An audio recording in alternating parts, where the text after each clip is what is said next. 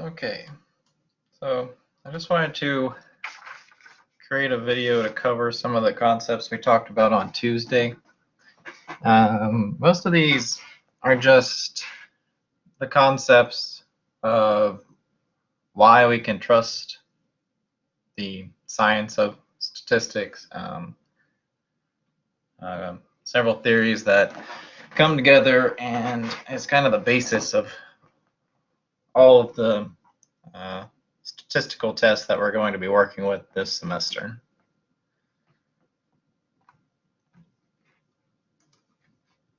So the first topic I want to talk about is called the cumulative distribution function, or the CDF. The image here is the CDF, or the normal distribution. This tells us the likelihood a random variable will take a particular value. In the image, let's focus on the red line. The red line is the CDF for a normal distribution with a mean of 0 and a standard deviation of 1. Every CDF is non-decreasing and right continuous. Basically what that means is that as x approaches negative infinity, so the left side here, as this value is approaching negative infinity, the probability is approaching 0.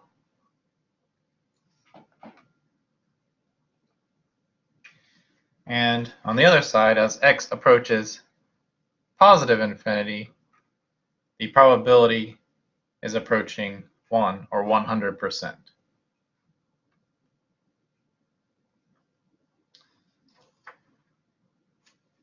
From this CDF, if our value of x is 0 on the red line, we know that the probability of 0 is roughly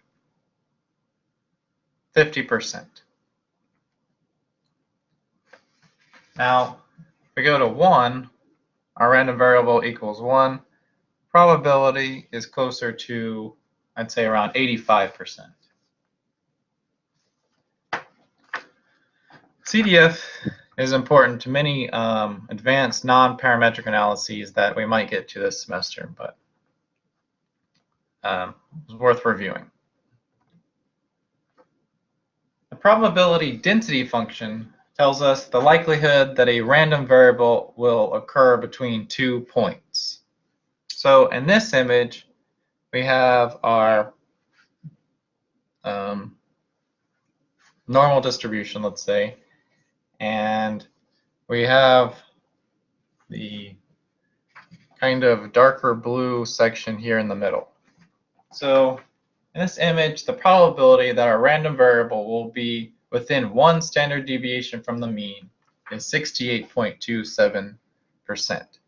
So 1 positive standard deviation here and 1 negative standard deviation here.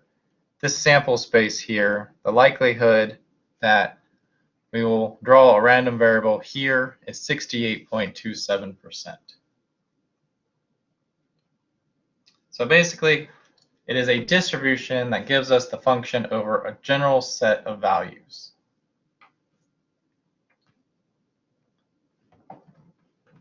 Now, there are 4 moments in statistics we want to talk about. 4 parameters called the mean, the variance, skewness, and kurtosis.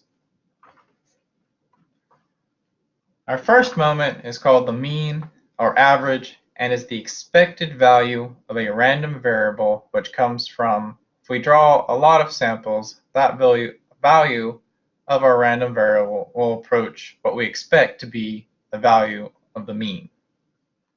So we have the true population mean and our expectation of our random variable x. So we'll talk a little bit later about the law of large numbers, but as we keep drawing random variables, our expectation of that random variable is going to approach the true population mean of what we're sampling. And of course, it can go by many names: the mean, the average, or the expected value. Our second moment is called the variance, and it tells us how dispersed about the mean the random variables are appearing. To find it, we subtract the value of our random variable from the true population mean, and we square that value so we don't get negative values. However, a lot of times we're going to use the standard deviation, which is just the square root of the variance.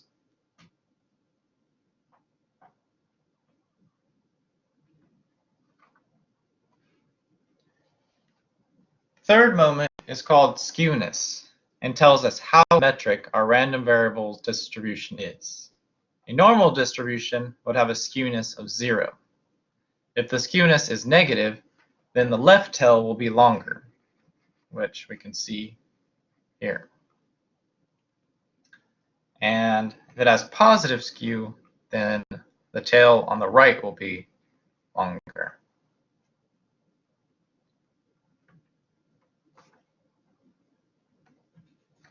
The fourth moment is called the kurtosis and deals with the thickness or heaviness of the tails of a distribution. It's important because it can help us identify a random variable that has a high likelihood toward outliers, or that a random variable that tends to have higher values in general. So we'll talk more about that later. The law of large numbers basically states that as we take successive random variables, the average of our random variables will approach the true mean of the population that we are drawing the samples from. The central limit theorem, on the other hand, states that as we add together our independent random variables, our random variables distribution will approach that of the normal distribution. So we combine those two theorems, the law of large numbers and the central limit theorem, and that represents the underlying theories that validate the majority of the statistical tests that we will run in this class.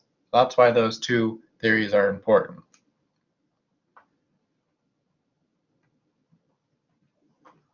Last thing I want to talk about, since the focus of this class is going to be on regression, is something called BLUE, which is the best linear unbiased estimator.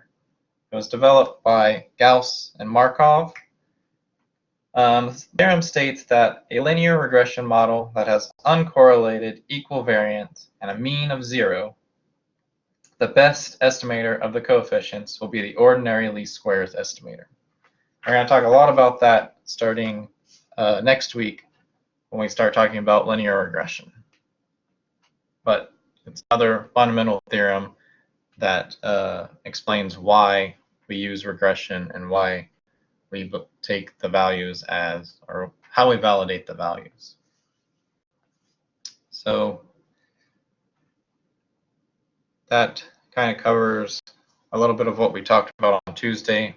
Not quite into the amount of detail that the book goes into, but it's mostly just fundamental knowledge of how statistics works and why we take the values as being valid.